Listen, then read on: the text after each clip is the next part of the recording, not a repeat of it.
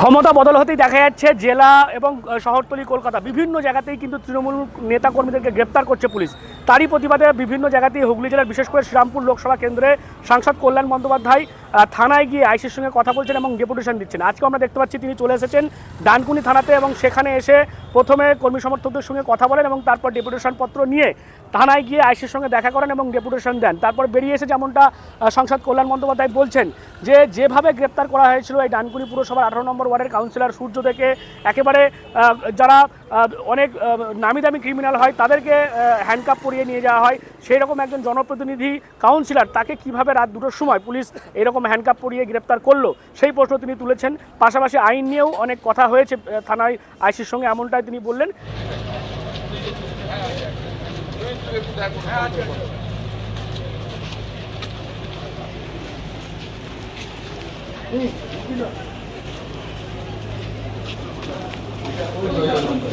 দাদা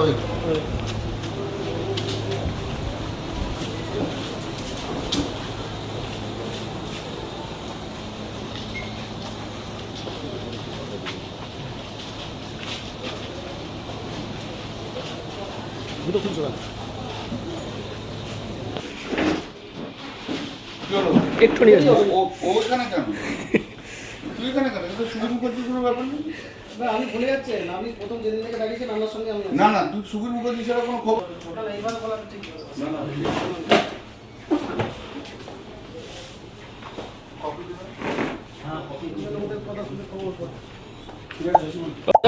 ডেপুটেশন দিলেন, এখানেও তো আপনাদের কাউন্সিলরকে গ্রেপ্তার করা হয়েছিল।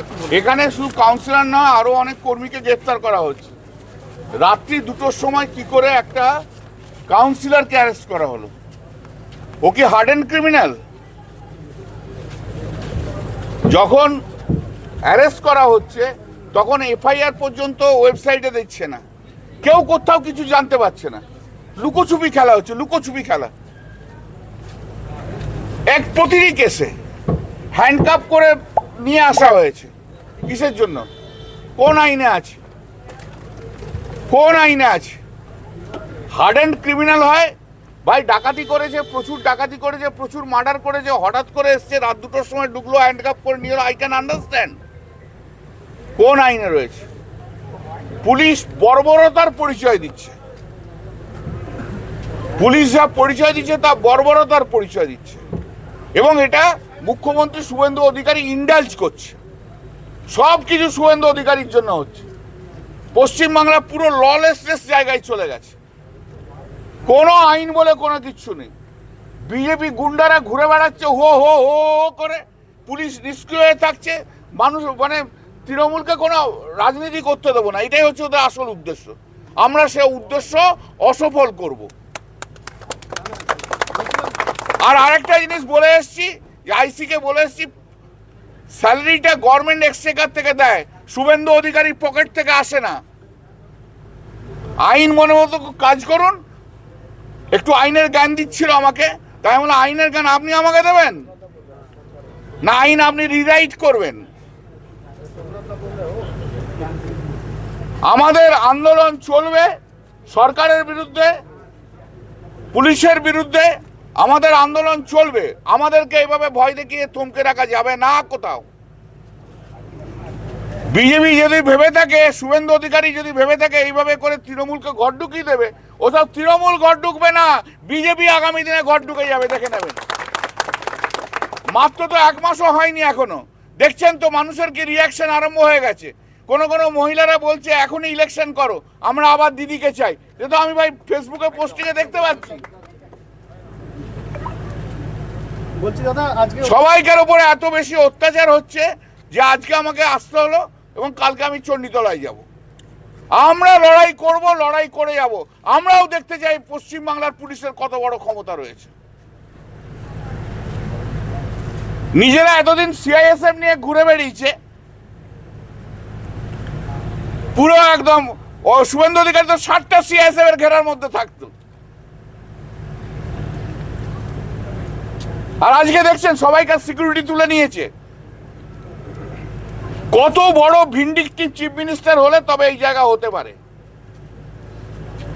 একটা ভিন্ডিকটিভ অটোক্রেট চিফ মিনিস্টার আর পুলিশ হচ্ছে আরো বেশি। পুলিশকে ক্ষমতায় বেশি দিলে না পুলিশ বর্বর পুলিশে পরিণত হয়। আর যেটার পশ্চিমবাংলায় আজকে হয়েছে, ললেসনেস প্রিভেল করছে। ডানকুনিতে হয়েছে, চণ্ডীতলায় হয়েছে, আপনারা দেখছেন সব জায়গাতেই হচ্ছে। কিন্তু এই লড়াই চলবে, এ লড়াই থামবে না।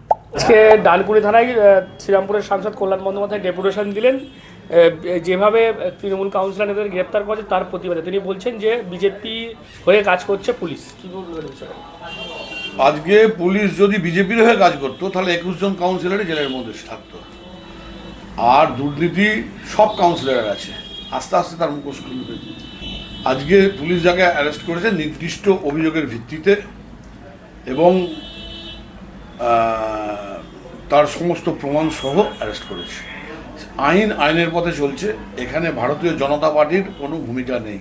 আর ভাগ্যের কি করুণ পরিহাস, আজকে তিনি সাংসদ ছিলেন, চারবারের সাংসদ, তাকে থানায় এসে পারমিশন নিয়ে ঢুকতে হচ্ছে। একটা সময় ছিল তাদের তৈরি আইনে এই সমস্ত আইসিওসিরা তাকে গিয়ে স্যালুট করতে হতো, তার জন্য অপেক্ষা করতে হতো অন্যান্য কাজ ছেড়ে দিয়ে। বর্তমানে ভারতীয় জনতা পার্টির সরকার কোনো রাজনৈতিক দলের জন্য পুলিশ নয়, সাধারণ মানুষের জন্য পুলিশ, দলমত নির্বিশেষে সাধারণ মানুষকে সার্ভিস দেওয়ার জন্য পুলিশ।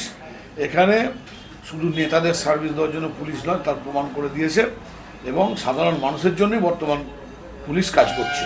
এখানে সম্পূর্ণরূপে আইনের শাসন প্রতিষ্ঠিত। আর আপনাদেরই ভিডিওর মাধ্যমে দেখলাম মাননীয় সাংসদ তার এক পাশে আমফানের টাকা চোর, এক পাশে বিএসইউপির টাকা চোর, আর এক পাশে হাউজিং ফর অলের টাকা চোর, আর সামনে পেছনে শুধুমাত্র তোলাবাজ।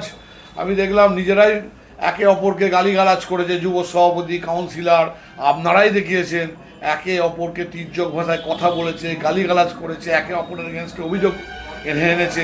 তারাও দেখলাম সাংসদের পাশে দাঁড়িয়ে আছেন। তিনি যাদের নিয়ে গেছেন আজকে সাংসদ সবই জানেন, কিন্তু চোর, ছ্যাচোর, গুন্ডা, বদমাস ছাড়া পাশে আর তিনি লোক পাচ্ছেন না। তাই ডানকুনির সব চোর, ছ্যাচোর এবং চণ্ডীতলার কিছু আমফানের চোর তাদের সঙ্গে নিয়ে তিনি থানায় গেছিলেন।